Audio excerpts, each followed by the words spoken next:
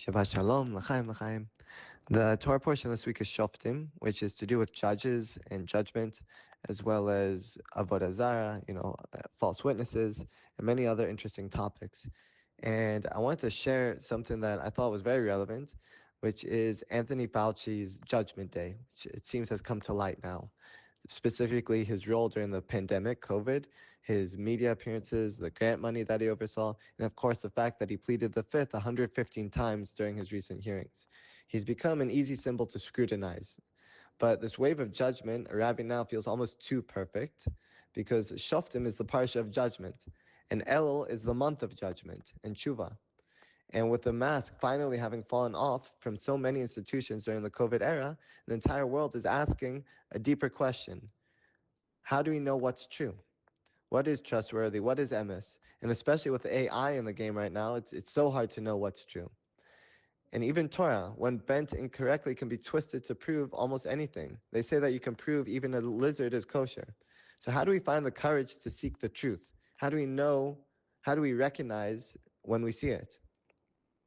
In Parshas Vayeshev, we see Yosef is working in Potiphar's house, and Potiphar's wife tries to seduce him. To understand the power of Yosef's choice, we have to put ourselves in his shoes. He faced his own desires, the pressure of a powerful woman, the fear of what might happen if he rejected her, the political, emotional, and social complexity of this moment.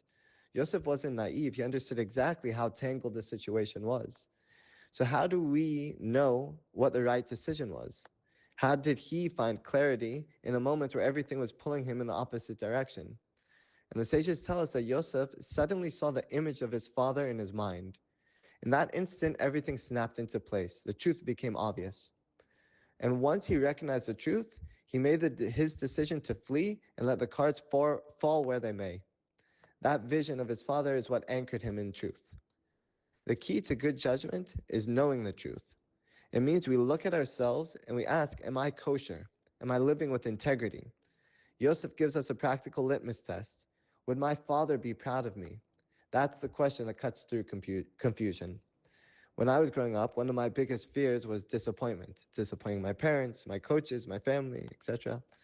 And I think that fear is what kept me on a true and good path. Whether we look back at our past and we see the good days or we see bad days, the real avodah of Elul is this question: would Hashem be proud of me right now? That question is the compass. That question is the truth that will guide us to understand what we need to do. Shabbat Shalom.